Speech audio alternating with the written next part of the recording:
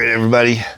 We are back looking at A Decade of Dio, 1983 to 1993. All right, so in the past, I have covered the Holy Diver album. I have covered the Last Line album. Oops, there goes that on the floor. The last album out of this I covered was the Sacred Heart album, which overall, it was an enjoyable album, but I wasn't as impressed with it.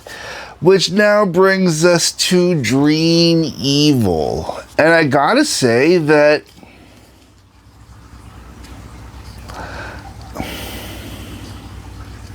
I think I like Dream Evil better. Maybe. I think I'm more likely to listen to Dream Evil over listening to Sacred Heart. And it's really weird because I would say that I have more complaints about Dream Evil, maybe. All right, let's get into this. All right, the album opens up with Night People, which, one, is a great way to open the album. I think that's fantastic. It does do what opening tracks do. You get in, you get in there, you do your thing, you get out, you set the mood. I don't want to say that it's an overly memorable song,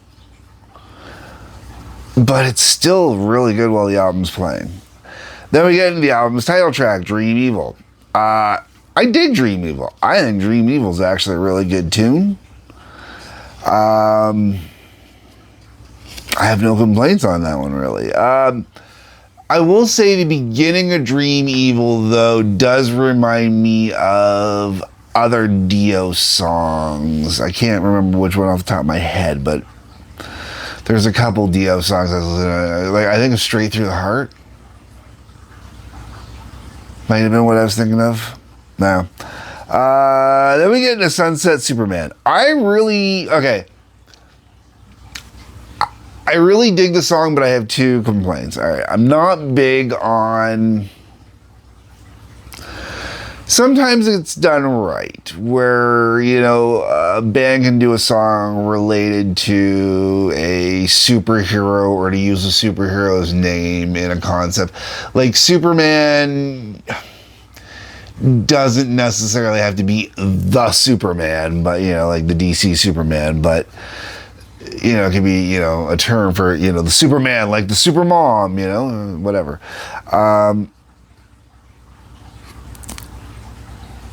Generally, I'm not a fan of that. Superman's the one that tends to get used the most often.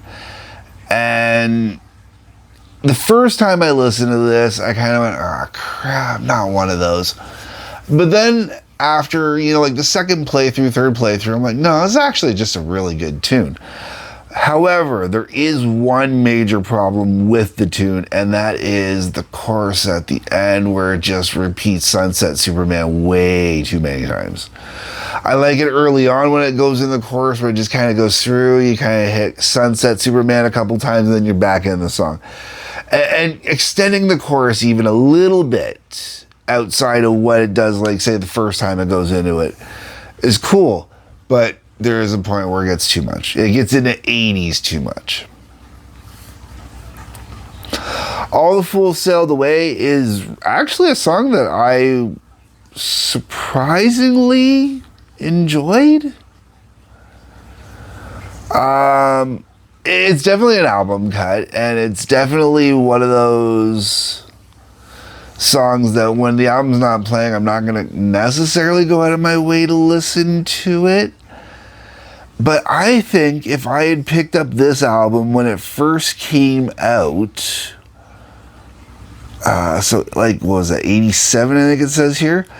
I think that's one of those songs that would mean a lot more to me today than it does as someone who's just getting to this album the first time now. Because it's definitely a song from its time period, you know? Naked in the Rain, that one was actually really good. I really enjoyed that one. It's another one where it's an album track. For a lot of people, it'll be an album cut. The title is what's going to make it stand out, obviously. musically good tune though. It is a very, like, most of this album is very 80s, and it's really funny because it was requested that I cover Whitesnake 87, and I did. And a lot of this album, being as it's 1987, I would say is very comparable in sound and whatnot. And that really works for this album in a lot of ways, because a lot of the album cuts pop better than they really have any right to in some cases. Overlove doesn't do much for me. I Could Have Been a Dreamer. All right, this one.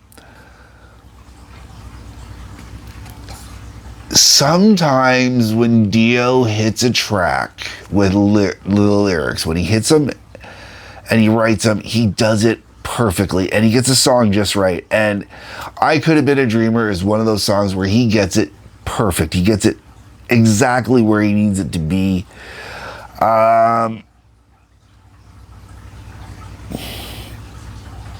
As much as I want to say that, you know, as much as I rip on usually the slow songs on albums, I Could Have Been a Dreamer is just absolutely brilliant. And I want to honestly say it's probably the best song on the album. And it's not a slow song. It's just slower compared to everything else on here. It's lighter compared to everything else on here. But it's a wonderful, beautiful song. It really is. Absolutely fantastic. Faces in the Window. I really like this one. I'm always had a thing with, you know, looking into windows and into the reflection and having it look back. There's a poetic piece I wrote where I refer to it as looking at hollow-eyed zombies. Because, you know, like, when I was looking into, you know, a lot of time, my brow shape and whatnot, it was at night and stuff like that. So the way the light in the bus would hit me looking out the window and whatnot, it was like my eyes would kind of just, you know, sunken in, hollow, disappear kind of thing, right? Zombie-like. And Faces in the Window really kind of lyrically plays off that idea, not that zombie idea, but the, you know, reflections in the window and whatnot and what faces look like in the window. And I really dig on that lyrically. And then the album finishes with When a Woman Cries. Now,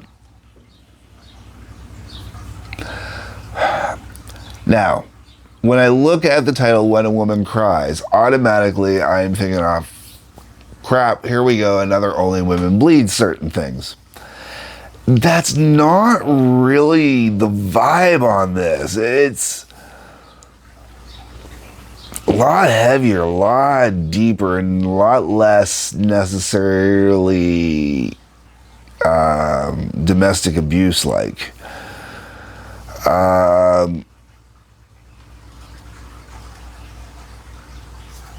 The whole way around when it comes to this album, I do. I like it better than Sacred Heart. I'm going to say it. I do. I'm downplaying this album, but interestingly, like, every album has like 9 tracks on it. I don't know if that's a thing that Dio had about doing 9 or what, but, you know, so far every one that I've done has had 9 tracks on it.